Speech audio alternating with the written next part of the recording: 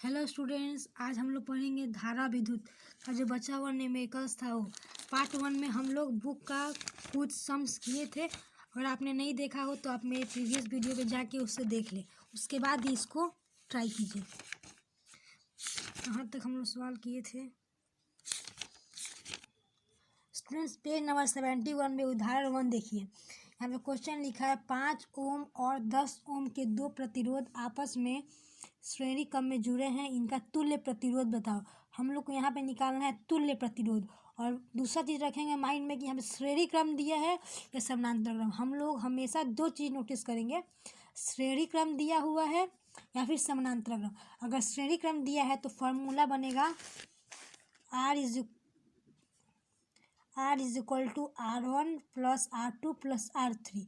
ये डिपेंड करता है कि वहाँ पर प्रतिरोध कितना दिया हुआ है। ठीक है, यहाँ पर दो प्रतिरोध दिया है, 5 ओम और 10 ओम। तो दो तो बस R1 प्लस R2 देंगे, R3 नहीं देंगे। ओके स्टूडेंट्स, यहाँ फॉर्मूला लगेगा R is equal to R1 plus R2। तो R1 दिया हुआ है यहाँ पे है 5 ओम और R2 दिया हुआ है 10 ओम। इसको हम लोग ऐसे भी लिख सकते हैं, ये ओम का साइन है। ओके स्टूडेंट्स, आगे R1 का वैल्यू दिया है 5 और R2 का दिया हुआ है 10 ओम। दोनों को ऐड करेंगे तो आएगा 15 ओम। ये यूनिट लिखना बहुत ज़रूरी है, नहीं तो आपका मार्क्स कम हो सकता है।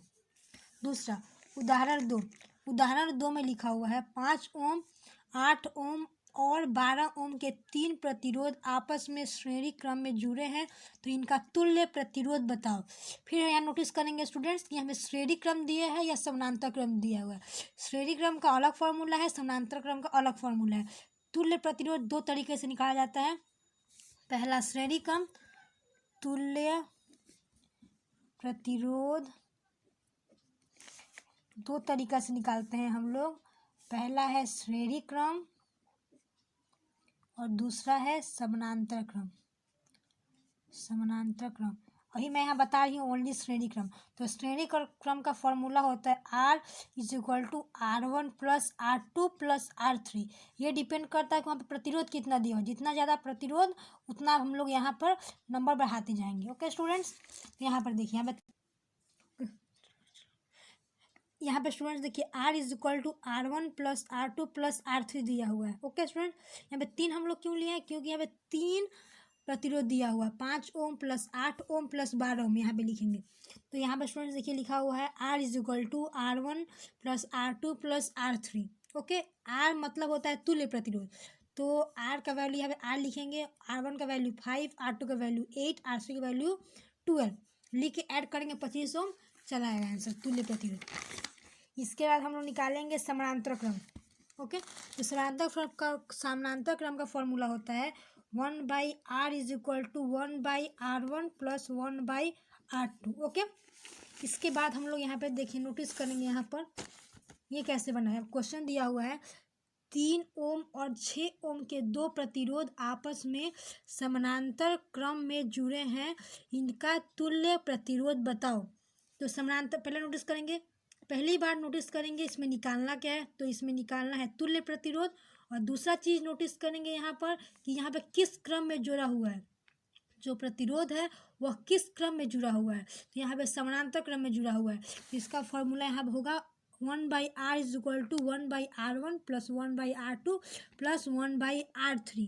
ये डिपेंड करता है कि कितना ज़्यादा प्रतिरोध दिया है। यहाँ पर सिर्फ 2 प्रतिरोध दिया है, तो बस लगेगा 1/R1 plus 1/R2। Okay students, यहाँ पे R का वैल्यू है 3 और दूसरे R, इसको पकड़ेंगे R1 और इसको पकड़ेंगे R2। तो R1 का वैल्यू 3, R2 का वैल्यू 6, इसको ऐड करेंगे तो आएगा 2 ओम। तो यह है इसका तुल्य प्रतिरोध। अगला सम्स देखेंगे। अगला सम्स दिया हुआ है 10 ओम और 10 ओम के दो प्रतिरोध आपस कैसे जोड़े गए कि उनका तुल्य प्रतिरोध 5 ओम का हो जाए। यहाँ पर तुल्य प्रतिरोध दिया हुआ है। तुल्य प्रतिरोध का मतलब होता है, तुल्य प्रतिरोध मतलब R।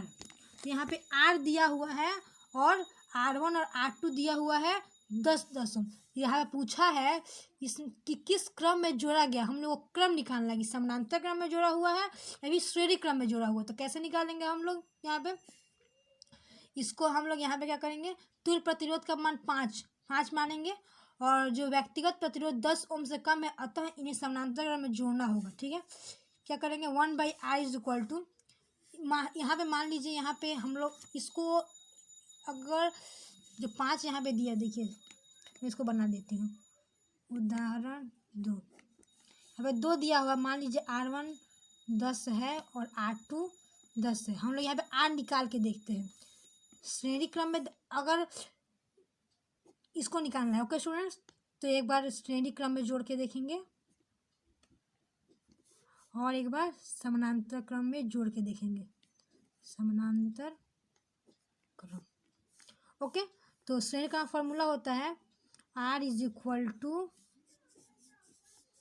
R1 plus R2। Okay, तो R1 दिया हुआ है 10 ओम, R2 दिया भी हुआ है 10 ओम। ओके, तो जोड़ कर लाएंगे तो 20, तो R का वैल्यू कितना आया 20, और यहाँ पर R का वैल्यू कितना दिया हुआ था 5, यहाँ पे R का वैल्यू दिया हुआ था 5 ओम, तो श्रेणी क्रम तो नहीं होगा, या समानांतर क्रम, तो समानांतर क्रम ही इसका आंसर होगा। फिर भी एक बार ट्राई करके देखेंगे जो बनाया है वो सही है या नहीं।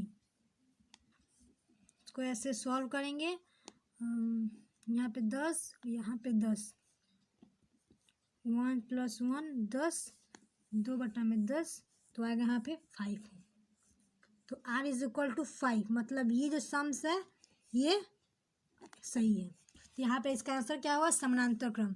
ओके स्टूडेंट्स, यहाँ पे कुछ सम्स दिया हुआ है, विद्युत शक्ति और विद्युतीय ऊर्जा पर भी कुछ सम्स दिया हुआ है। ये क्वेश्चन बहुत इंपॉर्टेंट है, इसको आप अवश्य कर लीजिए, ये सवाल अक्सर एग्जाम में आता है। हमें कुछ सम्स दिया हुआ है, आप एक बार ट्राई कीजिएगा, और नहीं होगा तो आप मुझसे कमेंट में पूछिएगा, मैं इसका भी वीडियो बना दूँगी। ओके स्टूडेंट, अब हम बनाएंगे पीछे का सम्स, जो बहुत ही ईजी है, मैं करवा चुकी हूँ ऑलरेडी। पीछे जो सम्स करवाई थी सब इसी के ऊपर बनेगा, फिर भी मैं सारा सम्स करवा देती हूँ। पहला सम्स दिया हुआ है 3 का 1।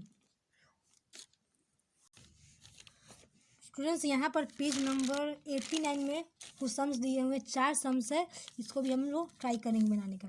पहला क्वेश्चन है 3 का 1, एक 5 ओम के प्रतिरोध में 2 एम्पियर की विद्युत धारा प्रवाहित होती है, तो चालक के सिरों के बीच का विभवांतर बताओ। विभवांतर बताओ मतलब विभवांतर दिया है, मतलब आपको भी निकालना है। ओके, फिर जो जो कंडीशंस दिया हुआ है, जो जो निकालना है उसको एक बार लिख देंगे।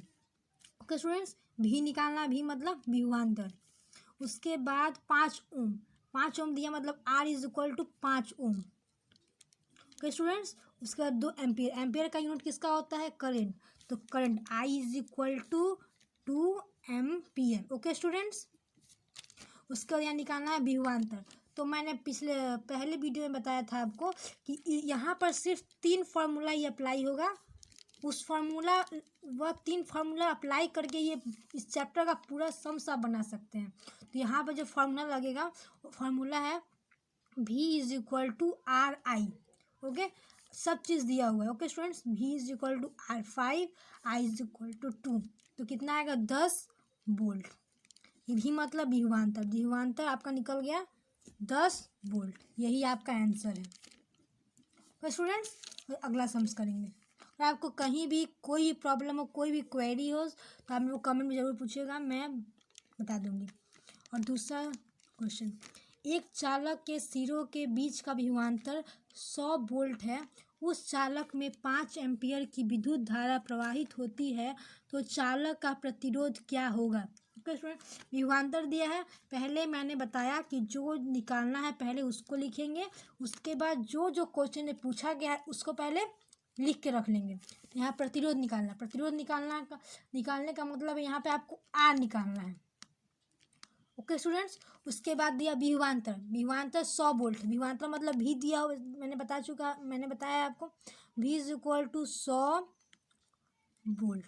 ओके स्टूडेंट, उसके बाद उस चालक में 5 एम्पियर की, एम्पियर मतलब एम्पियर किसकी इकाई है, I की, मतलब इलेक्ट्रिसिटी की, तो I is equal to 5 ampere. Okay students, उसके बाद उसमें क्या निकालना है, चालक का प्रतिरोध क्या होगा।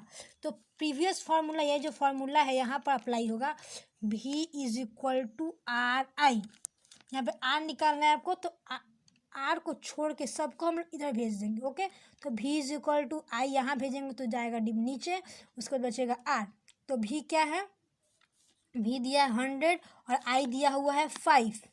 इसको जब कट करेंगे तो आपका आएगा 2 ओम। तो R is equal to 20 ohm answer.